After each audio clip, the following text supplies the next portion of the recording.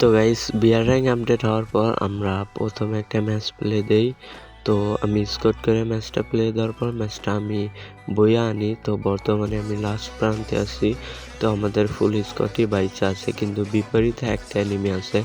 তো তার স্কোর শেষ। ওই ঘরের ভিতরে একটা এনিমি আছে, তারে যদি আমরা মারতে পারি তাহলে আমাদের ম্যাচ বইয়া। আমি এখান থেকে একটা গ্যাস মাইরা দেই, তো সে অল্প পরিমাণ ড্যামেজ খাই।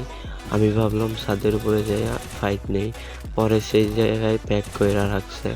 তো প্যাক ফাটানো আমি চেষ্টা করি প্রচুর পরিমাণ, পরে যখনই প্যাকটা ফাইটা যায় ও ভিতর দিয়া ঢুকা যায়। আমি এই সাইড দিয়ে পরে বাইর হইয়া একটু পর আমি অপেক্ষা করি সে নামবো। ওইখানে মেডি করতে করতে সে অটোমেটিক ওই জায়গায় মইরা যায়, আর ম্যাচটা আমরা বুয়া পাইয়া যাই। নতুন র্যাঙ্ক সিজনের প্রথম ম্যাচই বুয়া গাইস।